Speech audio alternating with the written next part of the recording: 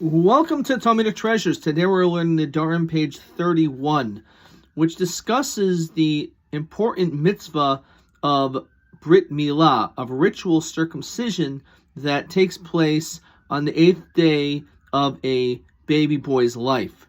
Now in this, it tells us that as great as Moses was, that he was instrumental in having the Jewish people leave Egypt, he was involved in the receiving of the Torah at Mount Sinai. Nonetheless, we find when he was going back to Egypt that he was actually confronted with the potential of being sentenced to death. And the reason for this is because, as the Talmud says, he was lax in the performance of doing a Brit Milah for his son Eliezer.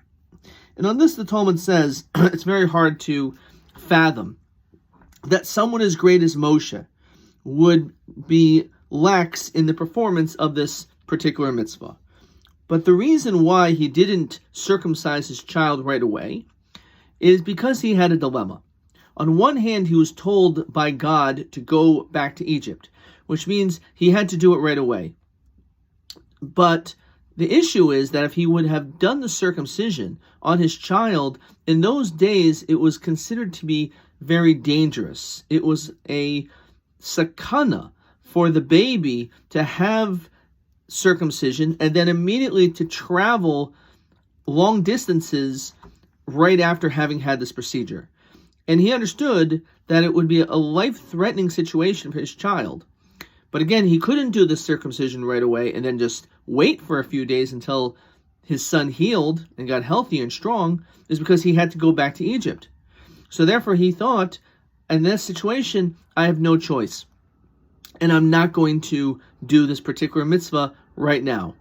And that in itself shows that when it comes to Judaism, even though we're supposed to perform God's commandments, but we don't do them with rare exceptions.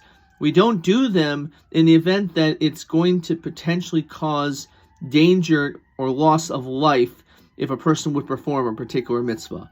And therefore, in fact, if let's say a person has siblings and it's hereditary for whatever reason that they actually had circumcision done and they died tragically because of it, so at a certain point, you don't have to continue to circumcise your future children because it's clear that it's extremely dangerous.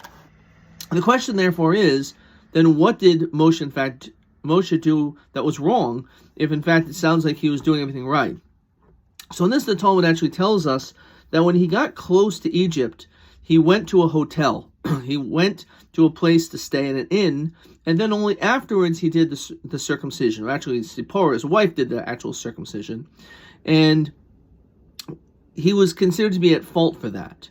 So immediately when he was in a safe area where his child could have been circumcised, he should have done it right away.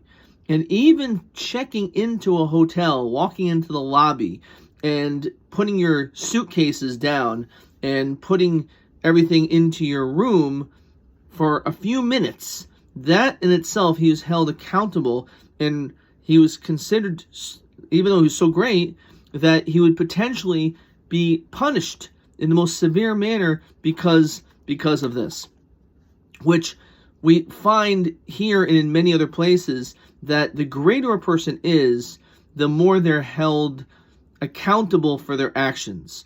Because they're people that understand the exact ways of behavior, so therefore they are held very, very accountable, even for the smallest little infraction. And it also teaches us that what is more important, checking into a hotel, your own comfort, or let's say also the comfort of your family, or the performance of this particular mitzvah.